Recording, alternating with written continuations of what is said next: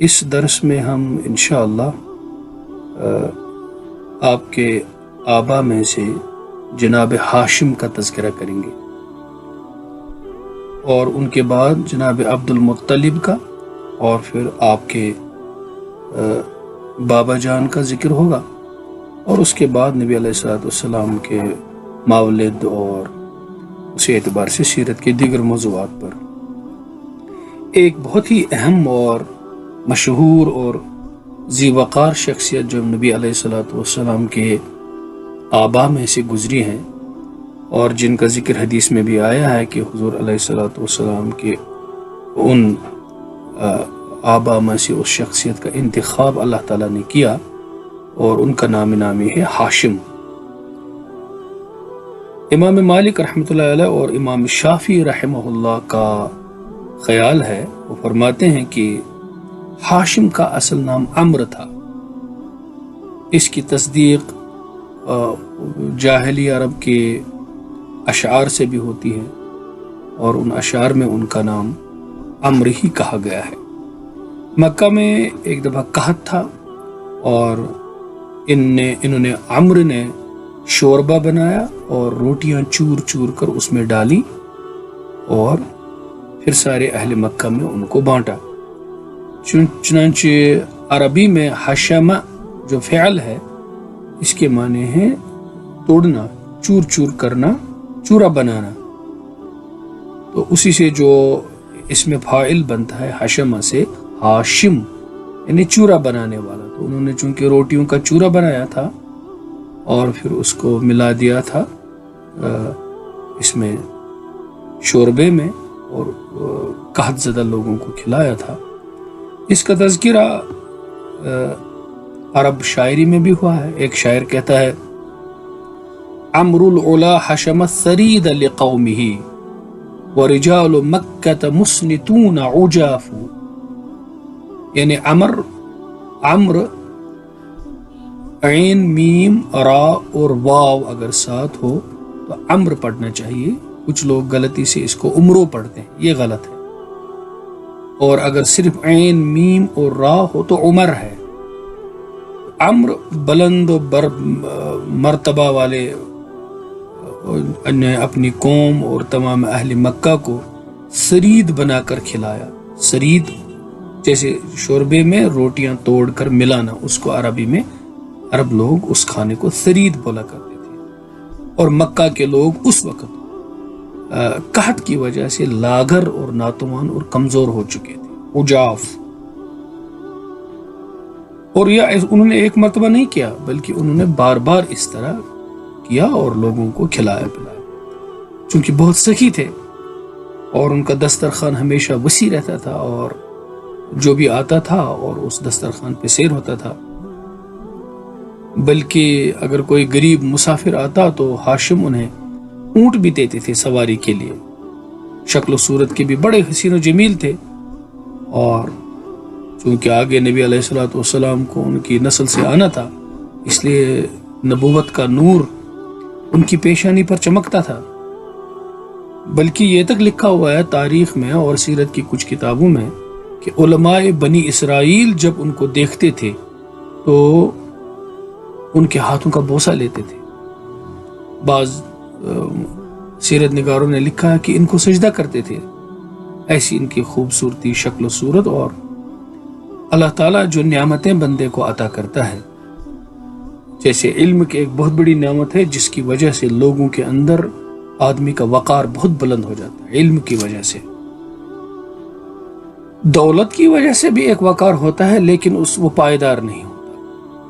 اور اسی طرح سے شکل و صورت کا جو مقام ہے، اللہ تعالیٰ جو کسی کو حسن و خوبصورتی عطا کرتا ہے، اس سے بھی آدمی کا مقام دلوں کے اندر بنتا ہے، لیکن وہ بہت بڑی آزمائش بھی ہے۔ اور سب سے بڑا مقام جو ہوتا ہے وہ خدمت سے آدمی کو ملتا ہے، لوگوں کی عزت، احترام اور لوگوں کی خدمت۔ مخلوق خدا میں جو دلوں کے اندر جگہ آدمی پکڑ لیتا ہے، وہ خدمت کی وجہ سے پکڑ لیتا ہے، اور تقوی اور بزرگی اس کو اللہ تعالیٰ کے بہت قریب کرتی ہے۔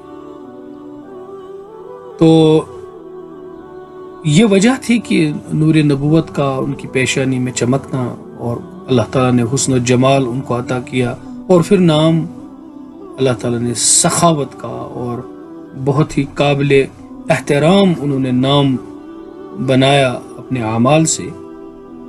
تو عرب قبائل اور بنی اسرائیل کے جو علماء تھے وہ اپنی بیٹیاں ان کے سامنے نکاح کے لیے پیش کیا کرتے تھے، حتیٰ کہ چونکہ ہرقل روم جو ہے، روم کا بادشاہ، اس کے ساتھ ان کے بڑے روابط تھے اور وہ ان کی بڑی قدر کرتا تھا اور احترام اور کرتا تھا، اور نذرانے بھی پیش کرتا تھا جناب ہاشم کی خدمت میں۔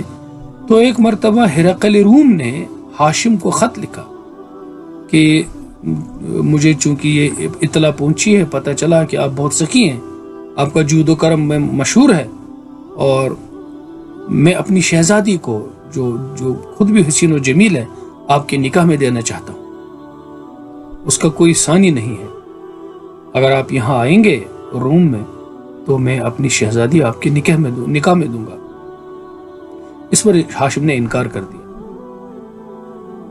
تو وہ چاہتے تھے کہ یہ سب نور جو ہے وہ منتقل ان کے اپنے ہی خاندان میں رہے۔ ان کا انتقال ہوا، یہ علامہ زرقانی نے شرح مواہب میں لکھا ہے، 25 سال کی عمر میں ہاشم کا انتقال ہوا۔ اور یہ ایک چیز اور مفسرین نے لکھی ہے کہ سورہ لإلاف قریش کی تفسیر میں لکھی ہے کہ جو ہاشم تھے، دراصل انہوں نے ہی یہ دستور جاری کیا تھا کہ وہ سال میں 2 مرتبہ تجارت کے لیے قافلے روانہ کرتے تھے۔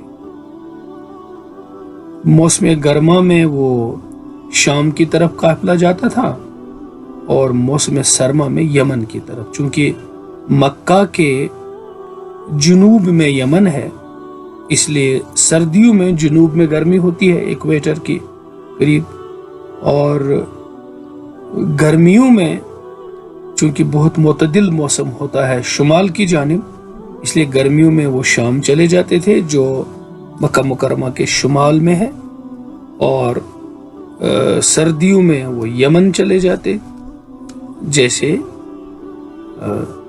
مکہ مکرمہ کے جنوب میں جو تھا۔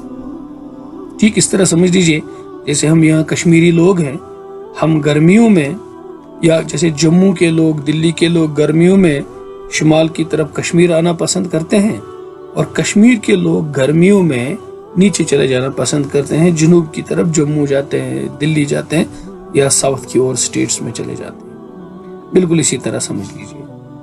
تو اس میں چونکہ لک دک صحرا اور تھے اور راستے بھی معمول نہیں ہوتے تھے، تو یہ جو ہیں ہاشم، تو انہوں نے جو بادشاہ ہے اس کے ساتھ یہ طے کیا ہوا تھا کہ راستے بالکل ان کے معمول ہونے چاہیے، اور کہیں کسی قافلے کو کسی قسم کی پریشانی نہیں ہونی چاہیے، اور اس طرح سے اللہ تعالیٰ نے ان کو ان کے ذریعے سے وہ امن و سکون بھی اس راستے میں عطا کیا تھا، اور ان کی تجارت بھی بالکل امن و سکون کے ساتھ چلتی تھی۔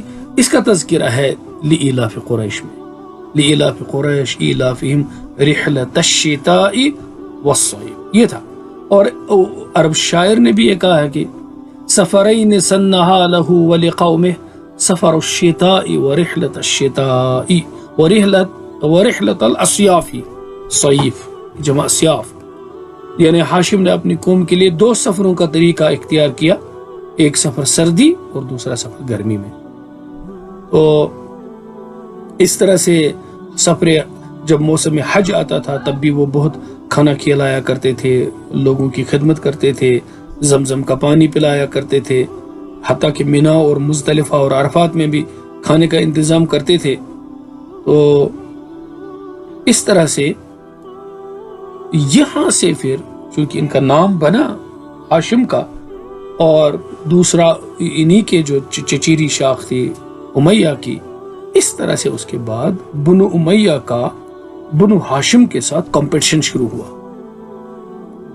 انہوں نے خدمت میں اور خدمت خلق میں نام کمایا، بنو امیہ اس میں آگے جانا چاہتے تھے، یہ کمپٹیشن یہاں سے شروع ہوا۔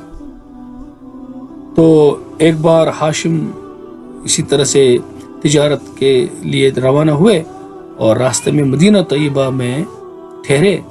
وہاں بازار میں ایک حسین و جمیل عورت پر نظر پڑی. فہم و فراست بھی اس کی نمایاں تھی. تو لیکن اس کا نکاح ہو چکا تھا اس عورت کا. اس کے شوہر کا نام تھا اصیح بن جلاح. تو اور اس کے 2 لڑکے بھی پیدا ہوئے تھے. تب بعد میں اس عورت کی طلاق ہوئی اور ہاشم نے اس سے نکاح کیا. اور اس نے چونکہ وہاں رشتہ بھی تھا ان کا اور وہ نکاح قبول کر لیا. اور اس عورت کا نام سلمہ بنت عمرو تھا جو قبیلہ بنی نجار تھی، جو بڑا عزت قبیلہ تھا مدینہ طیبہ میں. تو انہوں نے ایک بہت بڑی دعوت بھی دی وہیں پر مدینے میں، اور جس میں قبیلہ خزرج کے لوگوں کو بھی انہوں نے بلایا اور وہاں مدینے میں قیام کیا. اور اس عورت سے عبد المطلب پیدا ہوئے. تو چونکہ جب وہ پیدا ہوئے تو سر کے بال ان کے بالکل سفید تھے، اس لیے ان کو شیبہ کا نام دیا گیا تھا. یعنی بوڑھا. شیبہ تو شیب تو بڑھاپے کو ہی کہتے ہیں. تو ان کو پیدا ہوتے ہی بوڑھا کہا گیا، شیبہ. تو خود ہاشم قافلے کے ساتھ روانہ ہوئے شام کی طرف، اور وہ غزہ پہنچ کر ان کا انتقال ہو گیا اور وہیں وہ دفن بھی ہوئے. یہ ابن سعد کی روایت ہے طبقات میں. اور یہ جو ہاشم ہیں، یہ جو شیبہ ہیں، یہی عبد المطلب ہیں. شیبۃ الحمد ان کا اصل میں نام تھا. یہ بھی بہت بڑے خوبصورت ہے. جیسے اعلی شیبہ الحمد الذي كان وجهه يضيء ظلام الليل كالقمر البدري، یعنی 14ویں رات کے چاند کی طرح شیبۃ الحمد کا چہرہ رات کی تاریکی کو روشن کرتا تھا. عبد المطلب کے معنی مطلب کا غلام. ہاشم کا جب باپ کا انتقال ہوا تو عبد المطلب کی جو والدہ تھی، اب یہ مدینہ منورہ میں ہی رہی، اپنے مائکے میں قبیلہ خزرج کے ساتھ تعلق رکھتی تھی. اور جب جناب عبد المطلب ذرا بڑے ہو گئے تو ان کے چچا جو تھے ہاشم کے بھائی، ان کا نام مطلب تھا. وہ مکے سے مدینے آئے اور اپنے بھتیجے کو اپنے ساتھ اونٹ پہ سوار کر کے وہ ان کو مکہ لانے کے لیے وہ چلے. تو چونکہ ان کے بھتیجے کے کپڑے بھی میلے کچیلے تھے اور ان کے چہرے سے بھی یتیمی کے آثار ٹپکتے تھے، تو لوگوں نے پوچھا کہ یہ کون بچہ ہے. تو ان کو ذرا سا یہ کہنے میں ذرا آر محسوس ہوئی کہ یہ میرا بھتیجا ہے. تو انہوں نے کہا یہ میرا غلام ہے. اس طرح سے وہ یا لوگوں نے ایسے ہی سمجھا ہے کہ یہ غلام ہی بچہ ہے، تو ان کو بھی یقین آ گیا. تو اس طرح سے وہ عبد المطلب کے نام سے مشہور ہو گئے. اور پھر جب گھر پہنچے تو وہاں عمدہ لباس پہنایا، نہلایا دھلایا، اور لوگوں سے بعد میں کہا کہ یہ میرا بھتیجا ہے. اور ابن سعد کی روایت ہے کہ یہ جو عبد المطلب تھے یہ بھی سب سے زیادہ حسین و جمیل تھے اور بہت طاقتور تھے، جسیم تھے اور حلیم بھی تھے، بردبار بھی تھے اور سخی بھی تھے. اس لیے چونکہ فتنہ پرور بھی نہیں تھے، بہت دور بھاگتے تھے، فتنہ سے امن پسند تھے، اور قریش نے بعد میں ان کو اپنا سردار تسلیم کر لیا. اپنے باپ سے بھی بڑھ گئے سخاوت میں. عرب میں چونکہ سب سے بڑی چیز جو ہے وہ سخاوت ہی مانی جاتی تھی. حتیٰ کہ میں آپ سے یہ عرض کر دوں، انسان کے بڑی بڑی خوبیوں میں ایک خوبی تو بہت بڑی ہے، بہادری، شجاعت. اس شجاعت کا جو اظہار ہوتا ہے نا عمومی حالات، خصوصی حالات میں تو بہادری کا اظہار ہوگا. جنگ میں آدمی لڑتا ہے، دشمن سے پیٹھ پھیر کر بھاگتا نہیں ہے. لیکن بہادری کا جو عمومی حالات میں اظہار ہوتا ہے وہ ہوتا ہے کہ وہ سخی کتنا ہے، وہ بانٹتا کتنا ہے. اور جو بخل ہے، کنجوسی ہے، بس جیب سنبھال کے رکھنا اور کسی کی مدد نہیں کرنا، بزدلی کا عمومی حالات میں یہی سب سے بڑا اظہار ہوتا ہے. یہ آدمی بزدل ہوتا ہے. تو بخل خدا سے بھی دور ہے، انسانوں سے بھی دور ہے، جنت سے بھی دور ہے، بخیل. اور سخی اللہ سے بھی قریب ہے، لوگوں کے بھی قریب ہے اور جنت کے بھی قریب ہے. تو جیسے میں نے عرض کیا کہ بہادری اور دلیری اور بڑے دل گردے والا ہونے کا جو عمومی حالات میں اظہار ہوتا ہے وہ آپ کی سخاوت سے ہوتا ہے. تو جناب عبد المطلب نے اپنے باپ ہاشم، بڑے سخی جود و کرم والے ہاشم کو بھی سخاوت میں پیچھے چھوڑ دیا، اور سخاوت کرنے سے مال کم نہیں ہوتا بلکہ بڑھ جاتا ہے، دعائیں ملتی ہیں لوگوں کی۔ اور جس ریزروائر سے آ کے ایک تو ان پٹ والا پائپ ہوگا اور ایک آؤٹ پٹ والا پائپ ہوگا، آؤٹ لیٹ سے جتنا پانی نکلتا رہے گا اتنا فریش پانی آتا رہے گا۔ اگر آپ نے پانی کا نکالنا روک دیا تو پھر اس کا اندر آنا بھی آپ کے لیے مشکل ہو جائے گا پانی کا۔ اس لیے جو لوگ بانٹتے ہیں، دیتے ہیں، اللہ تعالیٰ ان کو دیتا ہے، اللہ تعالیٰ ان کے لیے اس کو آسان کر دیتا ہے۔ تو ایک بات یہ بھی لکھی ہے کہ جناب عبد المطلب نے شراب اپنے اوپر خود ہی حرام کر دی تھی، اور سخاوت کا یہ ایک حال لکھا گیا ہے کہ ان کو مطعم الطیر بھی کہا کرتے تھے، یعنی وہ پرندوں کو بھی کھانا کھلایا کرتے تھے، اس لیے ان کا یہ لقب ہو گیا تھا۔ اور جب رمضان المبارک کا مہینہ آتا، روزوں کا تو تب نہ تصور نہیں تھا، لیکن فقراء اور مساکین کو کھانا کھلاتے۔